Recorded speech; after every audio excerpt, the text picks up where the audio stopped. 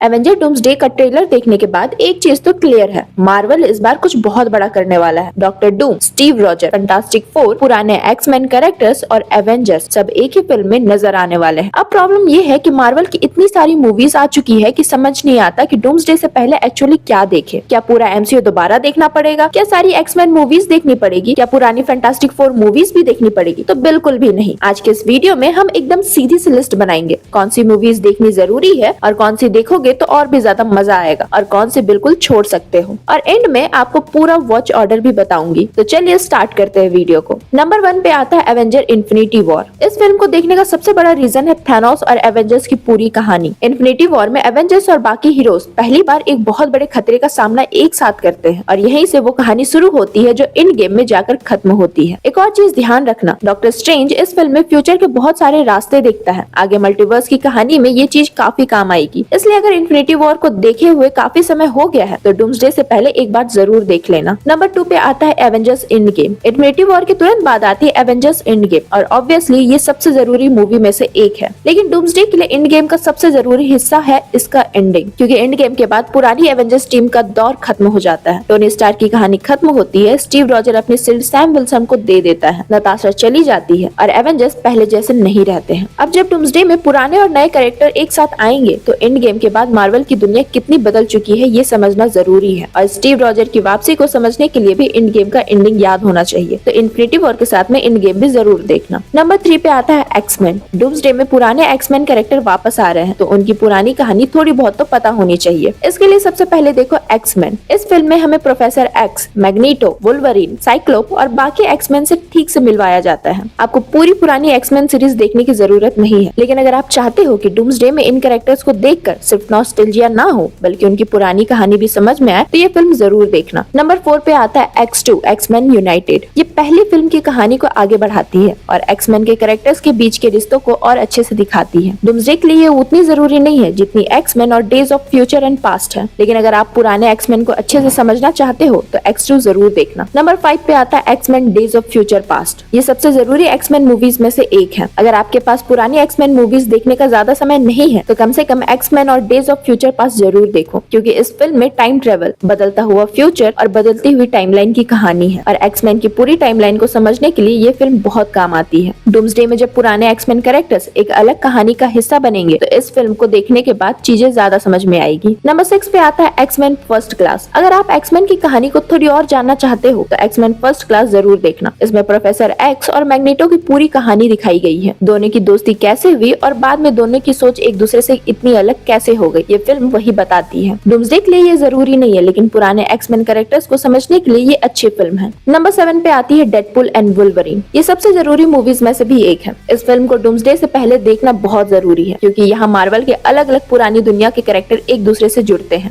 Deadpool, Wolverine और पुराने Marvel character के साथ मल्टीवर्स की कहानी आगे बढ़ती है और सबसे बड़ी बात, ये फिल्म हमें ये समझा देती है कि पुरानी मार्वल मूवीज के कैरेक्टर अब एमसीयू की बड़ी कहानी का हिस्सा बन सकते हैं। इसलिए अगर डूम्सडे में पुराने एक्समैन कैरेक्टर्स को देखकर आप सोच रहे हो कि ये सब यहाँ कैसे आ गए, तो उसका एक बड़ा जवाब है डेडपूल एंड वुल्वरीन। नंबर 8 पे आता है स्पाइडरमैन नो वे होम। इस फिल्म ने मल्टीवर्स को आम ऑडियंस के लिए बहुत अच्छे से समझाया है। टॉबी मैगवायर, एंड्रयू गारफील्ड और टॉम हॉलैंड, 3 अलग अलग स्पाइडरमैन एक ही फिल्म में, और सिर्फ स्पाइडरमैन ही नहीं, अलग अलग मूवीज के विलन भी एक ही जगह आ जाते हैं। डूम्सडे में जब अलग अलग दुनिया के कैरेक्टर एक साथ आएंगे तो नो वे होम देखने के बाद ये आइडिया आपको बिल्कुल अजीब नहीं लगेगा, इसलिए ये भी लिस्ट में जरूर ऐड कर लेना। नंबर 9 पे आता है Doctor Strange in the Multiverse of madness. नाम से ही समझ में आ रहा है कि इस फिल्म का सबसे जरूरी हिस्सा है मल्टीवर्स, अलग अलग दुनिया, एक ही कैरेक्टर के अलग अलग वर्जन्स और अलग अलग दुनियाओं में चीजें कितनी अलग हो सकती हैं। आपको फिल्म की हर छोटी बात याद रखने की जरूरत नहीं है, बस मल्टीवर्स का आइडिया अच्छे से समझ आ जाना चाहिए। डूम्सडे के लिए ये काफी जरूरी है। नंबर 10 पे आता है fantastic Four the First step. ये फिल्म डूम्सडे से पहले सबसे जरूरी मूवीज में से एक है, क्योंकि फैंटास्टिक फोर सीधा डूम्सडे की कहानी में आ रहा है। Reed Richard, Sue Storm, Johnny Storm, Ben Grimm, इन सबको पहले से जान लेना अच्छा रहेगा। और सबसे खास बात है रीड रिचर्ड और डॉक्टर डूम का रिश्ता। कॉमिक्स में दोनों की बहुत पुरानी दुश्मनी है, इसलिए डूम्सडे से पहले फैंटास्टिक फोर को समझना बहुत जरूरी है और पूरी फैंटास्टिक फोर मूवी देखने की कोई जरूरत नहीं है। फर्स्ट स्टेप देखो और सीधा डूम्सडे की तरफ बढ़ो। नंबर 11 पे है captain America Brave New world. ये फिल्म मल्टीवर्स समझने के लिए बहुत जरूरी नहीं है, लेकिन करंट एमसीयू में कैप्टन अमेरिका कौन है ये समझने के लिए जरूरी है। अब कैप्टन अमेरिका स्टीव रॉजर नहीं है, सैम विल्सन है, और जब डूम्सडे में स्टीव रॉजर भी वापस आएगा तो सैम और स्टीव का होना और भी इंटरेस्टिंग हो जाता है। इसलिए अगर आप आप करंट एवेंजर की सिचुएशन समझना चाहते हो तो ये फिल्म भी देख लेना। नंबर 12 पे है थंडरबोल्ट्स। इस फिल्म में हमें मार्वल के कुछ नए कैरेक्टर्स और ग्रुप के बारे में पता चलता है। येलेना, बकी, John walker, ghost, red guardian ये पुराने एवेंजर जैसे नहीं है, लेकिन एंड गेम के बाद मार्वल की दुनिया में कौन कौन एक्टिव है ये समझने के लिए ये फिल्म काफी काम आती है। डूम्सडे के लिए सबसे जरूरी फिल्म नहीं है, लेकिन अगर आप पूरी करंट मार्वल दुनिया समझना चाहते हो तो ये देख लेना। तो अब एक बार पूरी लिस्ट को सीधे सीधे ऑर्डर में देख लेते हैं। सबसे पहले एवेंजर इन्फिनिटी वॉर, फिर एवेंजर एंड गेम, फिर एक्समैन, फिर X Men Days of Future Past, Deadpool and Wolverine, then Spider Man No Way Home, उसके बाद है Doctor Strange in the Multiverse of Madness, फिर है the Fantastic Four First Step, and उसके बाद आता है X2,